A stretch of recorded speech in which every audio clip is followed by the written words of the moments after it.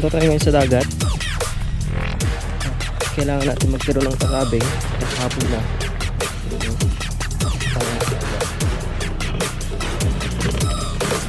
Lahat ng nahuhuling isda, patay.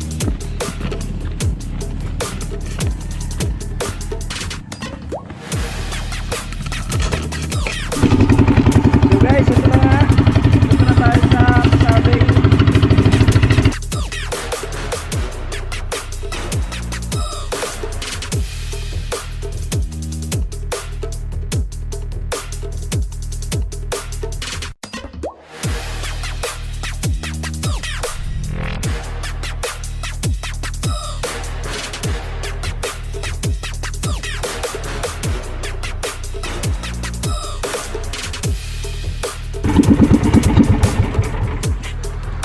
Naku po.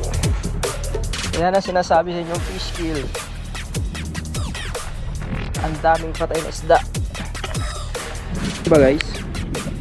Mga isda natin ay patay dahil yan sa fish kill. Ayan mga bangos. Mga naglutangan na oh. So yung mga cages na yan dyan sa harapan, patay na rin ang mga bangos yan guys. Tapos ang huli ngayon dito sa pasabing, kikita nyo, yan, puro mga nakalutang na. Patay na bangos, sari-sari.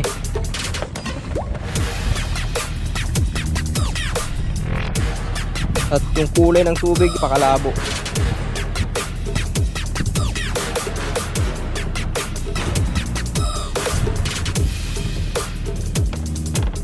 See?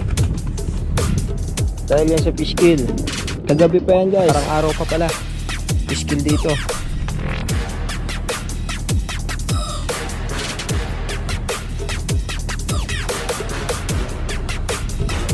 Ang daming sayang ng isda. Yun oh.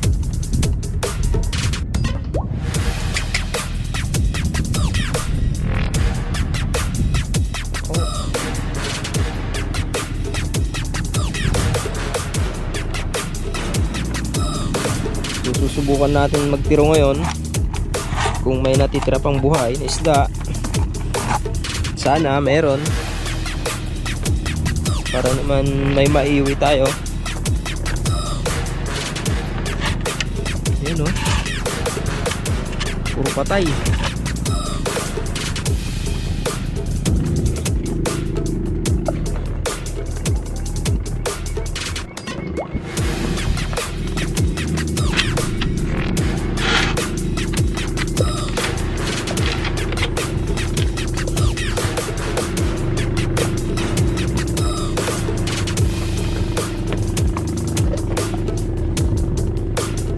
Try natin itong pasabi ngayon guys kung may huli, kung may buhay pa ba.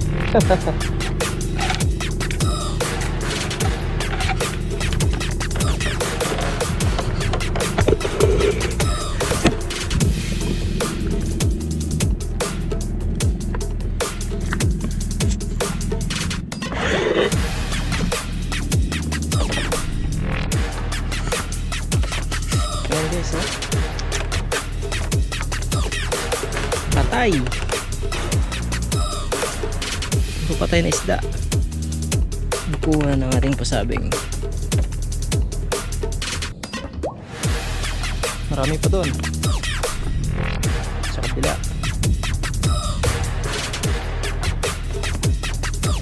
Ang kabagsik ang fish kill.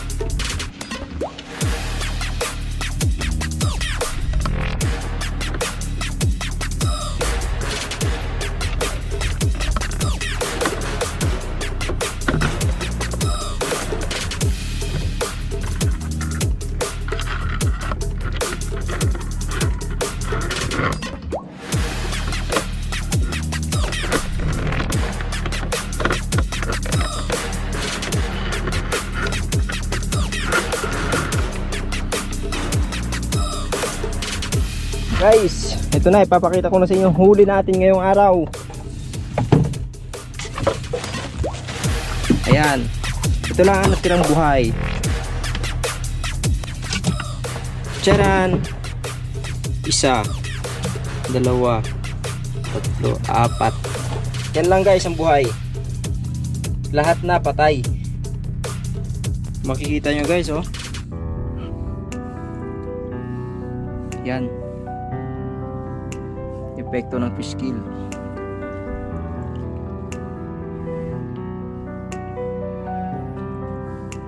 Nakakalungkot.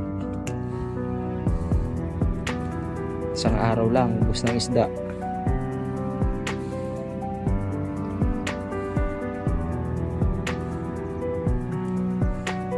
At ang huli,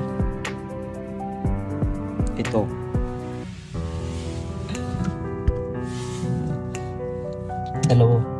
Tatlong maliliit na isda. Kaya naman pakakawalan natin sila para sakali mabuhay ay lumaki pa. Yan. Dana. Tomorrow is another day. Kung may huli. Pangit na tubig guys, oh. Pula. Hindi siya malinaw.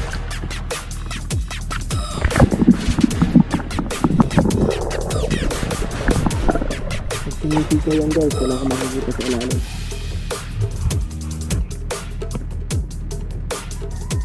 Marami pa yung isda sa ilalim, sa putik.